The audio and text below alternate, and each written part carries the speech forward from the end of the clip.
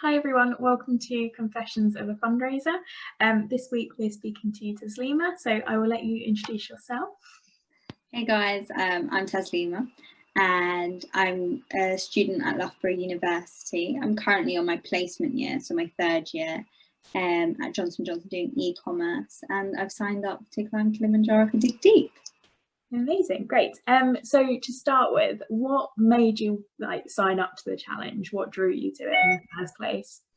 At Loughborough, there's this thing called Pick a Challenge Night, and I've seen it since first year. And when I said I've always wanted to do one, I looked into a marathon for Amsterdam in first year, but then realised running's not my thing, so I was like, nah. And then there was one in Uganda, but what scared me off was the costs, mainly, and just not having anyone to do it with. So because I was like, this is my first year, I don't really have proper friends yet, so I was like, who am I going to do it with? But so that was what was the barrier for first year and stuff, and then I've always wanted to do it, and then it came to this year. I was like, oh, COVID's kept me inside, I'm just itching to do something. And also with the placement, I have a little bit of money behind me, so I can help myself when need be.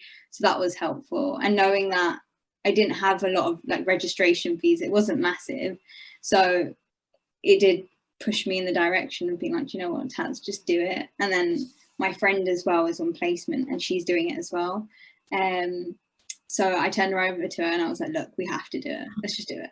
So we're doing it together. Amazing, I like that. It's like a long journey, but you picked something, it's finally the right time, you say, a bit of money behind you, it's a bit more comfortable. And I totally agree with you about COVID as well. I think everyone's just dying to find something for the end of this summer, so it'll be a nice way to celebrate another year at university, doing it with a friend, and also being allowed to go outside and mix with people. Amazing, that's great. I guess. Yeah, it really is. I think it's been such a long time since we've been able to look forward to stuff. So yeah, I'm definitely but this summer I can't wait. It's the small wins along the way. It really is. But yeah, you've already made an incredible start to your fundraising. You're not far off kind of your halfway mark, which is amazing. And you've kind of flown through that first bit. Do you want to just give a bit of an idea as to how you've got to that target, what you've done so far? Yeah, so honestly, it has been word of mouth for the majority of it so far. The momentum, literally just messaging friends and family personally and being like, look, this is what I'm doing, and the support I've gotten is phenomenal. I was so taken aback by people just donating, my family being so supportive. I was just so shocked by it, honestly. I was like, wow. But also alongside it, which helped a small amount, but literally everything has been amazing, is my mum works in Tesco, so we did a bake sale with them during Christmas time. So there was a Christmas bake sale which raised a fair amount, and then also I did a Christmas hamper giveaway, which was nice. The person who ended up winning has been in hospital for a while, so then he was so grateful for it. He was like, oh my gosh, this is amazing, this made my day. I was like, oh, that's sweet. But yeah, now looking kind of into the future of different ways of fundraising and stuff, because I guess word of mouth works to an extent, and then you're asking the same people again, because I only know so many people. Is, I guess, through the pandemic, helping small businesses has been quite massive for me, just because I know quite a few people who own small businesses and have been affected by the pandemic, and you can see it around you as well, even if you don't know anyone personally. So I reached out to some small businesses that I personally knew of, and my friends knew, within their families and stuff, and I was like, would you like to get involved in a giveaway which helps you expand your reach, but also it's through donating to my fundraiser. So that's gonna go live in the first week of February, hopefully, if all things go well. So that'll be quite interesting. I'm looking forward to that. No, that sounds great. I think the key thing through all of that is using your networks. Like you say, obviously word of mouth is great, but you might start feeling like you are asking the same people, which isn't it isn't a bad thing, and you will get people who continue to support you, but you just do want to expand beyond that. So Yeah. like your mum's connections at work, like parents' connections are always so beneficial Exactly. through this kind of thing. And especially somewhere like, I guess, Tesco's, where actually, whilst they're running differently, at least there's kind of like that audience of people going into work that you can do stuff like a bake sale. So that's really good. And I love the idea of the small business giveaway. I think it's a really nice way, like you say, to help small businesses kind of expand their reach. If you're reaching out to companies as well that you personally use, it's like obviously giving it kind of like a seal of approval, I guess. Yeah, exactly. You know their products, and I think it's just a nice way to tie in sort of supporting small businesses at the moment, as well as contributing to your fundraising. So yeah, I think it is a really nice idea and a really nice way to reach kind of more people, and I see hopefully that will help you reach kind of like the businesses users as well. So sounds like a lovely idea. I really like that. But obviously fundraising is very different now. You've kind of thrown yourself into it, which is amazing, and it's great to see so many different things going on. But for someone who might be slightly worried about fundraising or signing up, what sort of advice would you give them?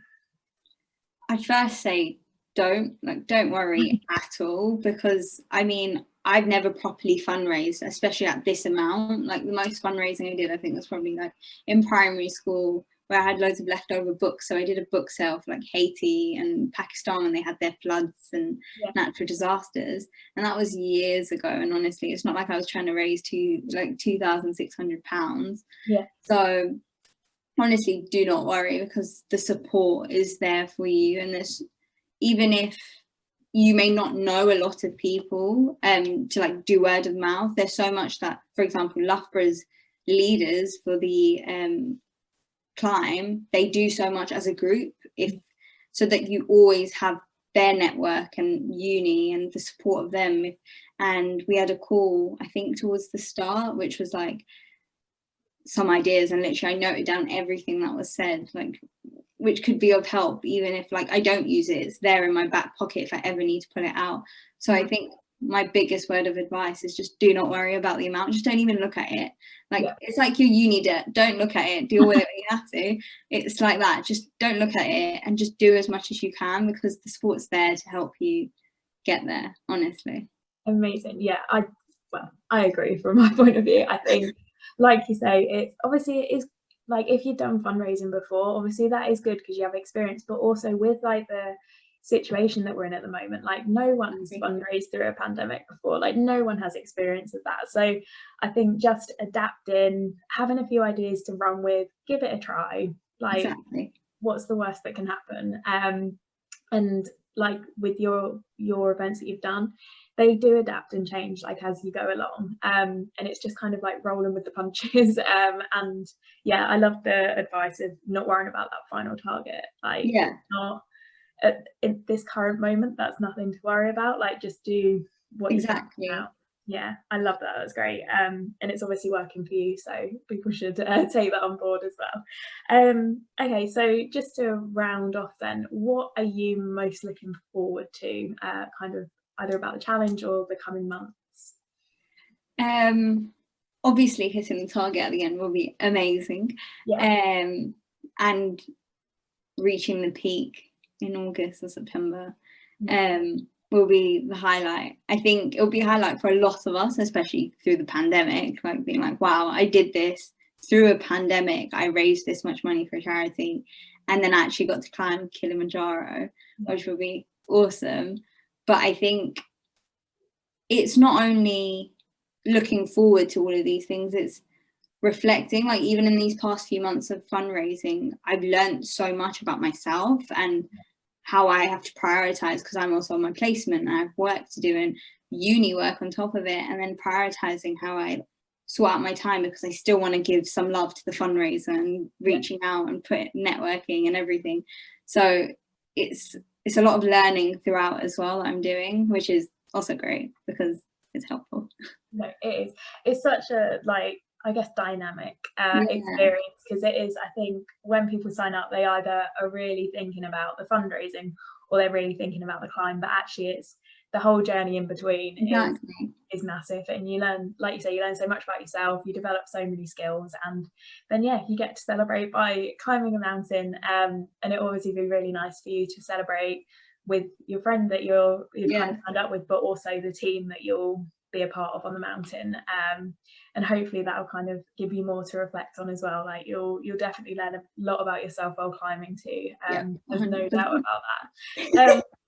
But that's amazing. Thank you so much for kind of coming and talking to us. I'm so pleased that everything's kind of going well for you at the moment, and I can't wait to see how your small business giveaway goes as well. Or it will be really good. But that's all from me today, but thank you so much, and I hope you have a nice rest of your week, and good luck with the rest of your fundraising. Thank you, thanks for having me, it's been great. Thank you at all. Speak to you soon. Bye. Bye.